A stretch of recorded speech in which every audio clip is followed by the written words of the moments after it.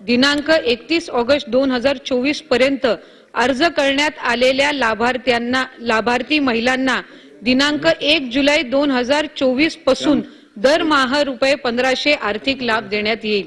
त्यामुळे ज्यांनी ऑगस्ट महिन्यामध्ये पात्र अर्ज केला असेल तरीही त्यांना जुलै महिन्यापासूनचा लाभ हा देण्यात येणार। या योजनेच्या पात्रतेमध्ये आदिवास प्रमाणपत्र आवश्यक असल्याचे नमूद करण्यात आले होते।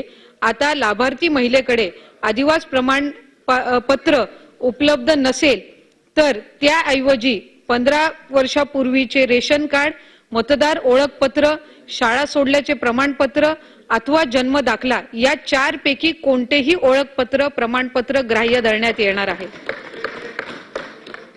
कोणतेही एक सदर योजनेतून 5 एकर शेतीची अट ही वगळण्यात आलेली आहे। त्यामुळे ज्यांचं उत्पन्न 2.5 लाखापेक्षा कमी असेल, 2.5 लाखापेक्षा जास्त नसेल, त्यामध्ये जर सुरुवातीला अट ठेवण्यात आलेली होती की 5 एकर जर शेतजमीन असेल तर त्यांना या योजनेचा लाभ मिळणार नाही, तर ती आपण आता शिथिल केलेली आहे। त्यामुळे मराठवाडा असेल, विदर्भ या भागामध्ये नक्कीच अधिक लाभार्थ्यांना या योजनेचा लाभ घेता येईल। सदर योजनेत लाभार्थी महिलांचा वयोगट हा सुरुवातीला 21 ते 60 वर्ष इतका धरण्यात आलेला होता। त्याऐवजी त्याच्यात आता सुधारणा करून 21 ते 65 वर्ष वयोगट हा करण्यात आलेला आहे। त्याच्यामुळे 60 ते 65 वयोगटातील महिलांना सुद्धा आता या योजनेअंतर्गत लाभ घेता येणार आहे। परराज्यात जन्म झालेल्या महिलांनी महाराष्ट्रातील आदिवास असणाऱ्या पुरुषाबरोबर विवाह केला असेल तर अशा बाबतीत त्यांच्या पतीचे जन्माचा दाखला, शाळा सोडल्याचे प्रमाणपत्र, आदिवास प्रमाणपत्र ग्राह्य धरण्यात येणार आहे।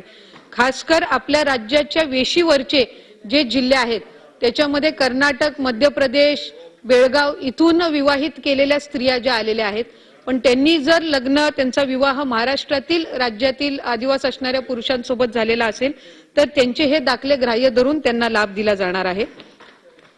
2.5 लाख उत्पन्न दाखला उपलब्ध नसेल तर ज्या कुटुंबाकडे पिवळे व केशरी रेशन कार्ड उपलब्ध असेल त्यांना उत्पन्नाच्या दाखला प्रमाणपत्रापासून सूट देण्यात येत आहे।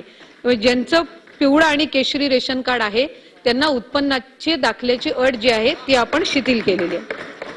सदर योजनेत कुटुंबातील एका पात्र अविवाहित महिलेला सुद्धा या योजनेचा लाभ हा देण्यात येणार आहे।